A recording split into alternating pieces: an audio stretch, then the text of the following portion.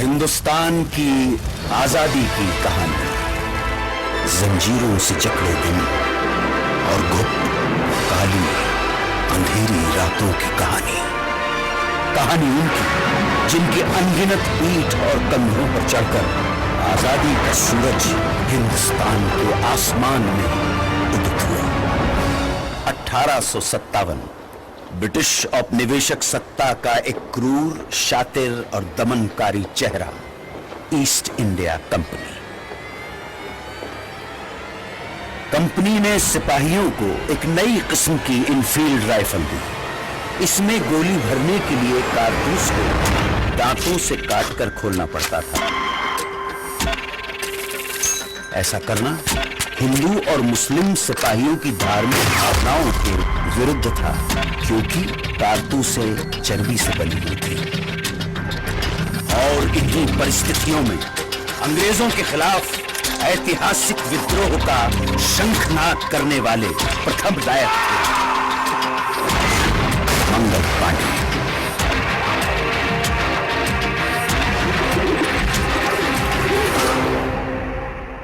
मंगल पांडे की शहादत बारूद के ढेर में पहली चिंगारी थी, और ये चिंगारी ऐसी भड़की के देखते ही देखते बगावत की आग में पूरा देश दहकने लगा। वक्त आने पर बता देंगे तुझे आसमां, हम अभी से क्या बताए क्या हमारे दिल में है। की टोली और नसों में इंकलाब, होश दुश्मन के उड़ा देंगे हमसे कहाँ मंजिल में है।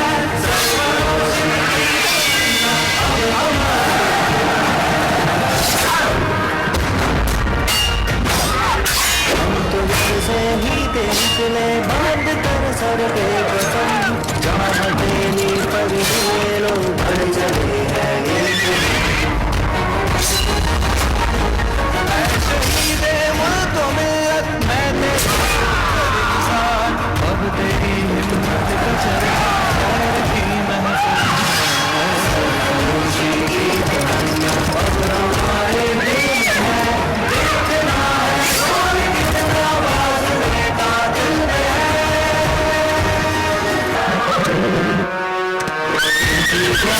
छोड़ चले हम झांसी के मैदानों में, जहाँ खड़ी है लक्ष्मी बाई मर्द बनी मर्दानों में। हर गोलों के मुँह में मर्दानी, वो तो झांसी वाली रानी। अंग्रेजों ने इस विद्रोह को निर्ममता से कुचल दिया। ब्रिटिश फौज द्वारा दिल्ली पर कब्जे के बाद आखिरी मुगल बादशाह बहादुर शाह जफर गिरफ्तार कर लिए गए। लाखों हिंदुस्तानियों को बर्बर तरीके से मौत के घाट उतार दिया गया। इसी के साथ स्वतंत्रता संग्राम के इतिहास में एक युग का अंत हो गया। बंगाल भारतीय राष्ट्रीय चेतना का सशक्त केंद्र। इसी चेतना को तोड़ने के लिए, हिंदू मुसलमानों के बीच फूट डालने के लिए सरकार ने घोषणा कर दी बंगाल विभाजन की। और फिर स्वदेशी आंदोलन की ऐसी लहर चली कि जिसकी गूंज भारत के कोने कोने में सुनाई दी। स्वदेशी आंदोलन का नेतृत्व कर रहे नेताओं को अंग्रेज गिरफ्तार करने लगे, और ये आंदोलन धीरे धीरे खत्म होने लगा। 1919 की बैसाखी, इस दिन कुछ ऐसा हुआ जिससे पूरे देश की आत्मा सिहर उठी। खींच कर लाई है सबको कत्ल होने की उम्मीद, आशिकों का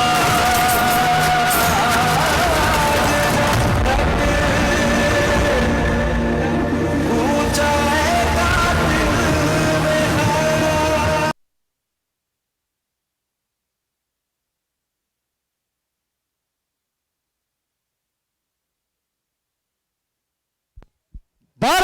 माता की। स्वतंत्रता संघर्ष को अब अगले मुकाम तक ले जाने के लिए महात्मा गांधी ने अहिंसक असहयोग आंदोलन की घोषणा की। इसका उद्देश्य स्वशासन की स्थापना और स्वराज्य की प्राप्ति थी। जनता ने इस घोषणा को हाथों हाथ लिया।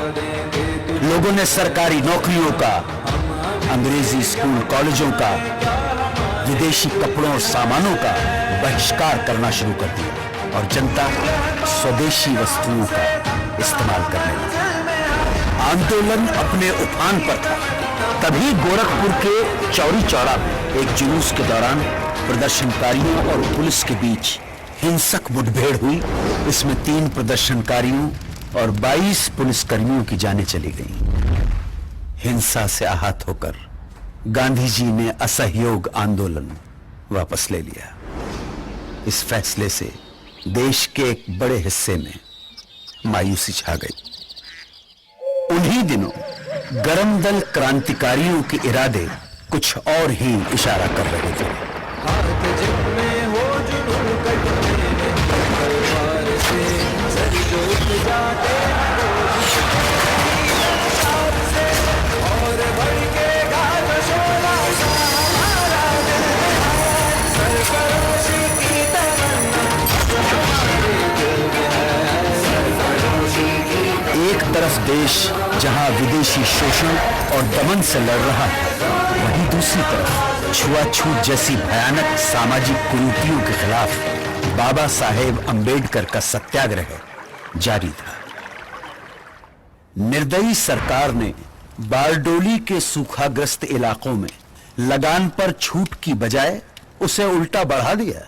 तब सरदार वल्लभ भाई पटेल के नेतृत्व में किसानों ने सत्याग्रह का एक नायाब तरीका अपनाया। जब पुलिस लगान वसूलने गांव में आती तो उन्हें पूरा का पूरा गांव खाली मिलता। कांग्रेस के लाहौर अधिवेशन में तिरंगा फहराकर पूर्ण स्वराज्य की घोषणा कर दी। पूर्ण स्वराज्य का अर्थ था भारत की अपनी संप्रभुता। अब यहां से पीछे हटना नामुमकिन था।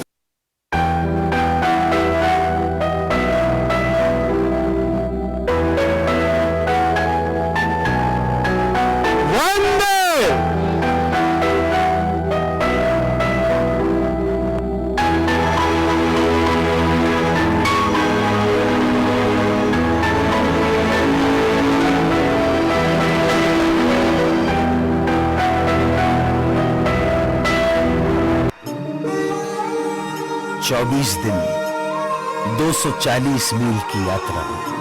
एक वृद्ध फकीर का हाथ में लाठी लिए दुनिया के सबसे शक्तिशाली साम्राज्य को चुनौती देने के लिए निकल पड़ा। इस अद्भुत दृश्य में कुछ ऐसा जादू था कि देश भर में लोगों का मन आंदोलित हो उठा। महात्मा गांधी जी की सरकार नमक जैसी बुनियादी चीज के उत्पादन और व्यापार पर रोक लगा चुकी थी और ब्रिटेन से आने वाला नमक भी भारी टैक्स लगाकर बेचा जाता है। तब गांधी जी ने इस नमक को ही आजादी के लिए संघर्ष का मारक हथियार चुन लिया। दांडी तट पर गांधी जी ने मुट्ठी भर नमक उठाकर ऐलान किया कि इस कदम से ब्रिटिश साम्राज्य की नींव हिलाई जा रही है। उन्होंने नमक बनाकर कानून तोड़ दिया और इसके साथ ही देश भर में सत्याग्रह की पुरजोर लहर चल पड़ी। देखते ही देखते मद्रास, कालीकट, असम, बंगाल, आंध्र प्रदेश और देश के दूसरे इलाकों में भी नमक यात्राएं शुरू हो गई। खुदाई खिदमतकार अब्दुल गफ्फार खान के नेतृत्व में 50,000 अमन सुकून के साथ सत्याग्रहियों का समूह किस्सा ख्वानी बाजार में पुलिस ने इस समूह पर खुलेआम गोली चला दी। जब आगे खड़े लोग छलनी होकर गिर पड़े, तब पीछे खड़े सत्याग्रही आगे आते गए और सीना तानकर गोलियां खाते गए। अहिंसा के इरादों पर अटल, उन्होंने पुलिस पर पलटकर वार नहीं किया।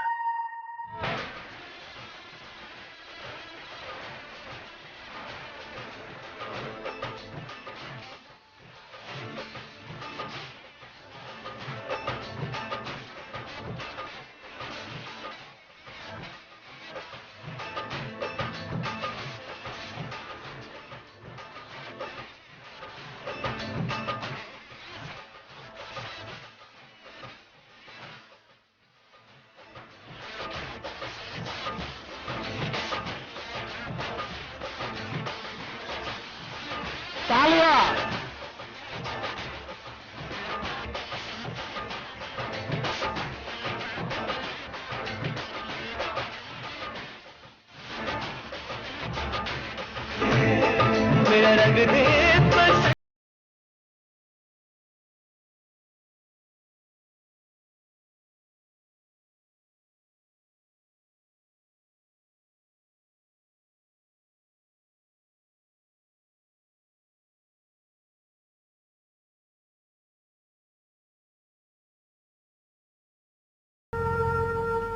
आज आप लोगों को देखने को मिलेगा कि कैसे हिंदुस्तानी क्रांतिकारी अपने आदर्शों के लिए हंसते हुए मौत को गले लगाते हैं। बहुत खुश नसीब हैं आप।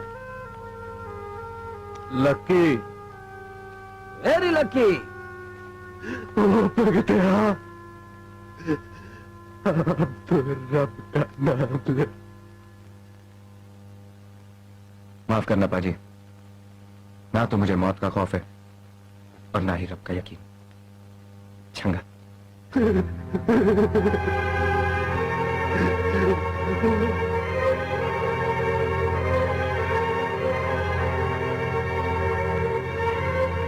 कोई आखिरी ख्वाहिश तुम लोगों की?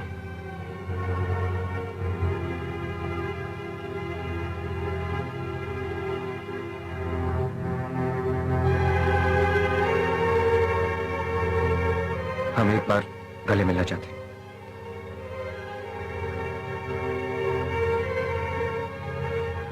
हाथ खोल दो।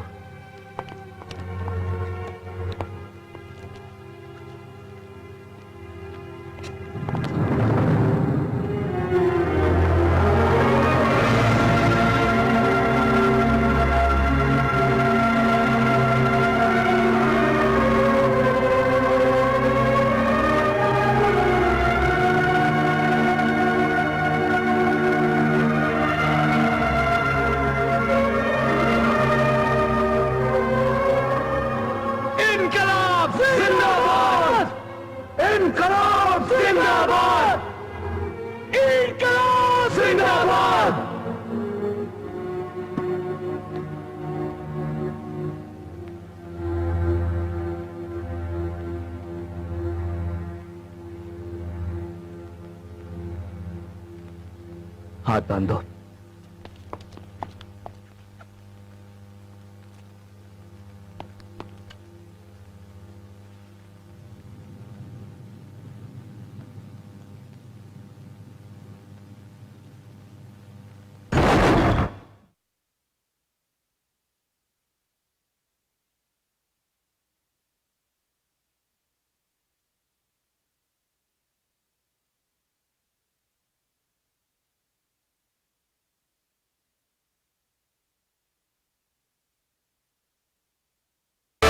अब आजादी की लड़ाई को अंजाम तक पहुंचाने के लिए महात्मा गांधी ने भारत छोड़ो आंदोलन की घोषणा की।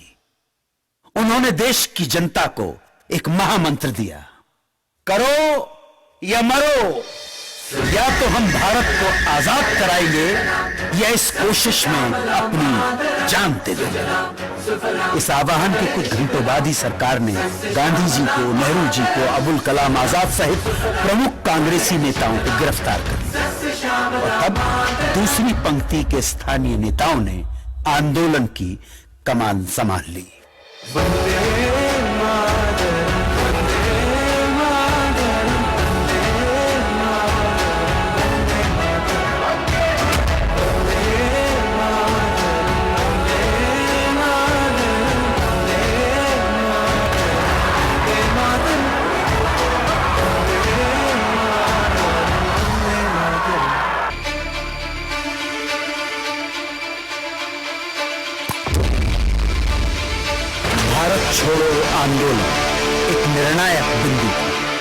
इस आंदोलन में पूरा देश कूद पड़ा। पुलिस थानों, कचहरियों, रेलवे स्टेशनों और अंग्रेजी सत्ता के दूसरे प्रतीकों पर कब्जा कर उन पर तिरंगा फहराया जाने लगा।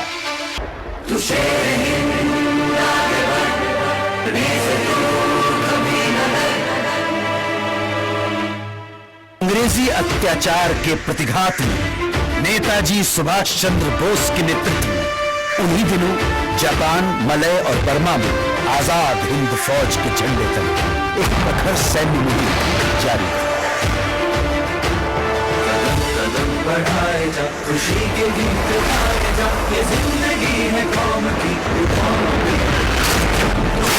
हिंद आगे बढ़, तू कभी न डर, ये दुश्मनों का सर, कदम बढ़ाए जा।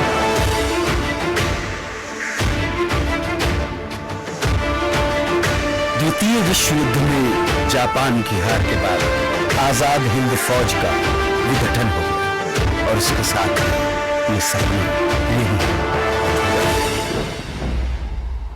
अब भारत की स्वाधीनता का अंतिम युद्ध प्रारंभ हो चुका था।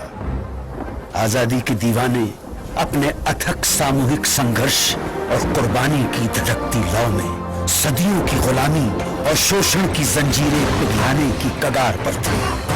ये क्षण आसमान के सीने पर तिरंगा फहरा देने का क्षण था।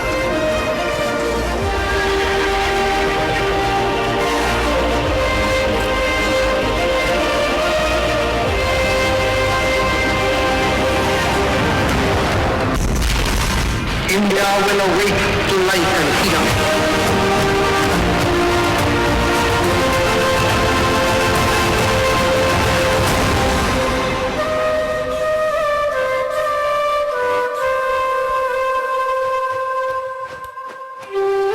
भारत माता की,